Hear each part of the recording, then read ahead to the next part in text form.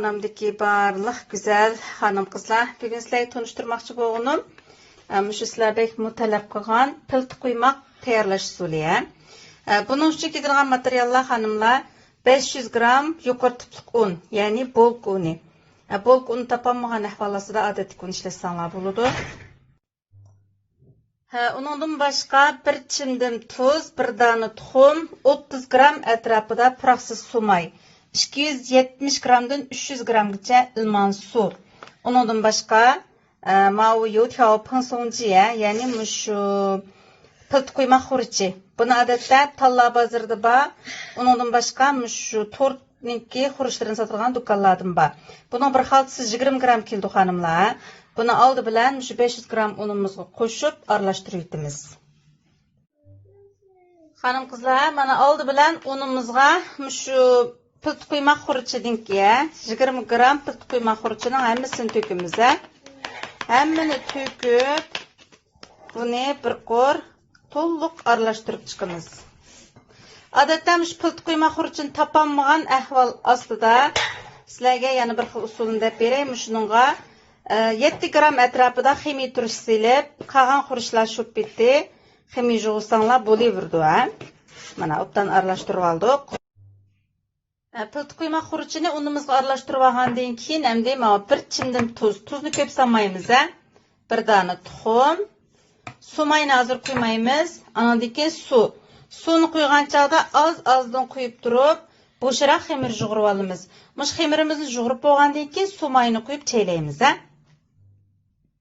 Hanım kızlar, mana hemen 270 gram su ishlatdim. 270 gram suvning hammasi ketdi. Mana qarasanglar, bo'sh xemir bo'ldi. Bu xemirimizga endi boyiqi pıraksız sumimizni quyup, hemen quyup etmeye azraqın apqasanlar bo'ldi. Buni baribir shu qo'limizni maylab turib xemirni chaylaymiz.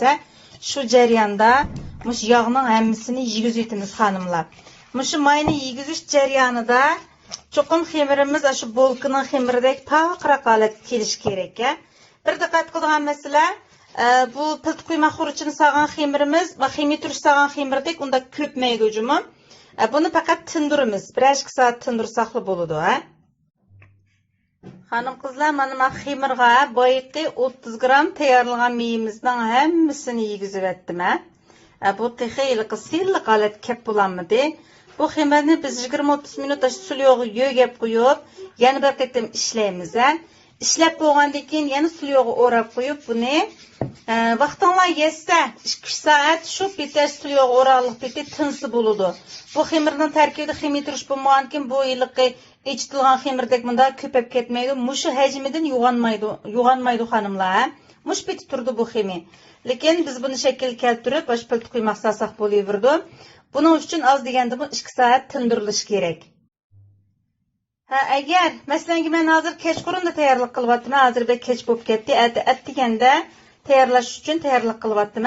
Bunda ahvolga yo'liqsanglar, hozir mush xemirimizni, ya'ni 20-30 minutdan keyin bir qatim ishlab, mındaylik tikdot bo'lgan shakllik maylab, bir oylik patnuskuchu buni shakl keltirib olgandan keyin ustini suyuqda yepib, to'nglatqining sovuq saqlash bo'limida bir kech qo'yib qo'ysak bo'ladi.